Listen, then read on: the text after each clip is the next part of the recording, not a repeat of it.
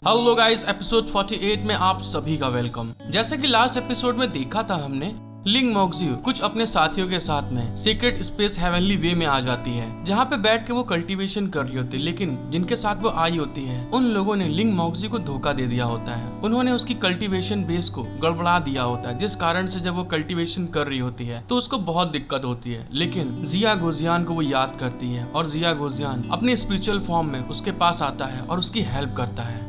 Hello guys, आपका बहुत बहुत दिल से शुक्रिया कि आपने मेरे चैनल को सब्सक्राइब एंड लाइक किया है। और जो लोग भी वीडियो देखने के लिए आए हैं, प्लीज गाइस आप लोग वीडियो को एंजॉय करिए। अगर आपको मेरा एक्सप्लेनेशन अच्छा लगता है तो सब्सक्राइब एंड लाइक जरूर करके जाइएगा। अब देखते हैं आगे।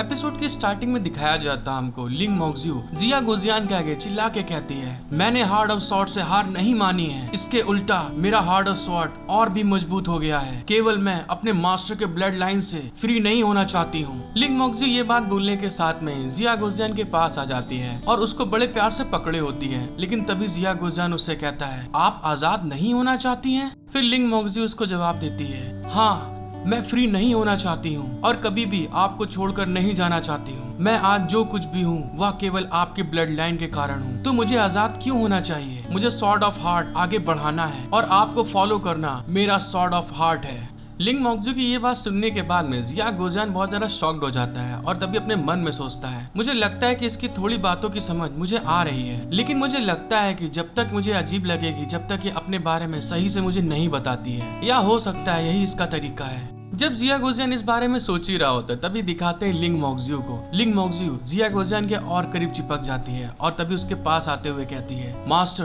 क्या आप शांत हो सकते हैं मेरे लिए? तभी जिया गोजियान उसको बताता है, नहीं अभी मैं गुस्सा हूँ। फिर लिंग मोक्जिउ जिया गोजियान से रोते हुए कहती है, जब मैं अपने आप को आपसे आजाद करने की कोशिश करती हूँ तो मेरी बॉडी में आपकी ब्लड लाइन स्पष्ट नाराजगी महसूस कर सकती है। क्या यह आपकी नाराजगी है? मास्टर नहीं चाहते थे कि मैं भाग जाऊँ, लेकिन पहले मैं अपने दिल को नहीं जानती थी और इसीलिए मैं भागना चाहती थी। लानत है मुझ पे कि मैं अपने मास्टर को नहीं समझ सकी।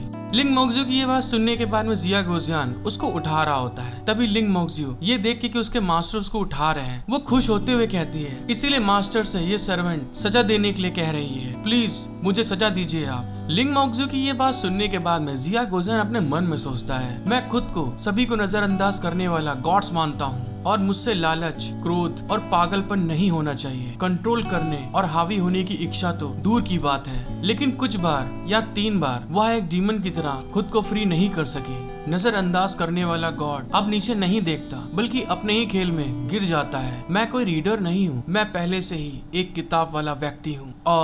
और ये सोचते हुए लिंग मोक्जिउ के ऊपर हाथ फेर रहा होता है। फिर सोचता है, मुझे डर है कि मेरी गहरी इच्छाएं वास्तव में आपके द्वारा बहकाई जा रही हैं। जिया गोजियान जब उसके ऊपर हाथ फेर रहा होता है, लिंग मोक्जिउ ब्लश करने लगती है और ब्लश करते हुए कहती है, आप मुझे किसी भी तरह से पनिश कर सकते हैं। जब लिंग मोक्जिउ ने ये बात बोली तो जिया गोजियान उससे कहता है, मेरी तरफ देखो पहले। और लिंग मोक्जिउ जब जिया गोजियान की तरफ देखती है तो ब्लश करने लगती है। जब जिया गोजियान देखता है कि लिंग मोक्जिउ ब्लश कर रही है तभी वो गुस्से में कहता है, अब तुम वापस नीचे जाओ।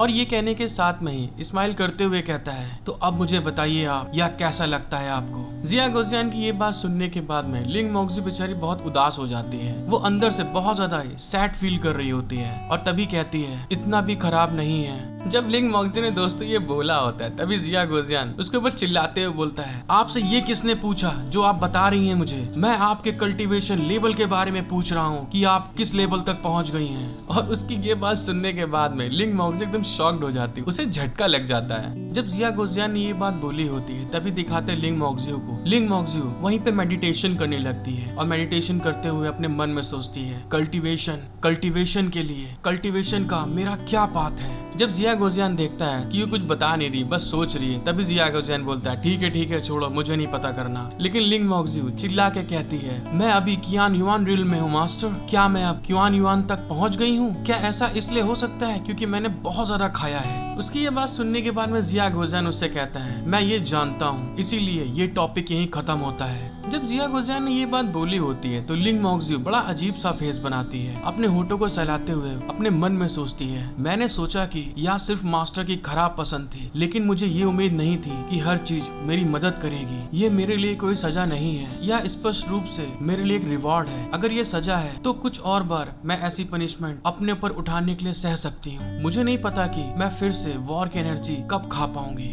जब लिंग मोक्जू अपने बारे में ये सब बातें सोच रही होती है, तभी दिखाते जिया गोजियान पलट के लिंग मोक्जू से कहता है, हार्ट ऑफ टाइम या मेरा ही एक फॉर्मेशन है। मैं यहाँ केवल इसलिए नहीं आया हूँ कि मैंने आपकी कॉल सुनी, बल्कि मैं यहाँ पर इन्वेस्टिगेशन करने भी आया हूँ। फिर जिया गोजियान कहता है, इससे पहले कि मैं सो जाता मैंने फॉर्मेशन एस्टेब्लिश करने के लिए मैजिक ट्रेजर्स का यूज किया और अब शैडो कंडेंसेशन पर्ल, जिहुआ लाइट मिरर, टाइम रिट्रीवल और स्काई प्रिज्म ये सभी गायब हो गए हैं। जिया गोजियान की ये बात सुनने के बाद में लिंग मोक्जू वहीं पर शॉक्ड होते हुए कहती है, मास्टर की बातें मुझे कुछ याद दिला रही हैं कि मैं कुछ भूल गई हूँ। ये तो हमेशा शॉन्ग झायो के हाथ में था, क्या वह इसे ले सकती थी? जिया गोजियान उसकी ये बात सुनने के बाद में वहाँ पे अपनी एनर्जी रिलीज करता है, जो कि बहुत ज्यादा होती है, और तभी एनर्जी रिलीज करते हुए कहता है, ऐसा हो सकता है, लेकिन मुझे नहीं लगता कि उसमें इतनी हिम्मत है, इसीलिए समय को सच बताने दीजिए कि यहाँ पे क्या हुआ। और ये कहने के साथ में दोस्तों वो अपनी कोई स्किल को एक्टिवेट करने लगता है और एक्टिवेट करते हुए कहता है, समय पर वापसी। और दोस्तों जैसे ही ये चीज बोलता है वो वहाँ पे उसकी स्किल एक्टिवेट हो जाती है और चारों तरफ बहुत तेज लाइट ही लाइट चमक रही होती है और वहाँ पे कुछ भी नहीं दिख रहा होता है। फिर दोस्तों हमें दिखाया जाता है जिया गोजियान ने जो स्किल का यूज करा होता है उसमें एक पोर्टल बन जाता है जो कि दिखाता है कि वहाँ पे क्या हुआ था, और उस पोर्टल में वहाँ पे बहुत ढेर सारी टेल्स दिख रही होती हैं। तभी जिया गोजियान जहाँ पे वो टेल्स दिख रही होती है दोस्तों वहाँ पे आ जाता है, और वहाँ आने के बाद में वो देखता है एक फॉक्स को, और वो फॉक्स अपनी स्किल को यूज करते हुए कहती है, ये तारा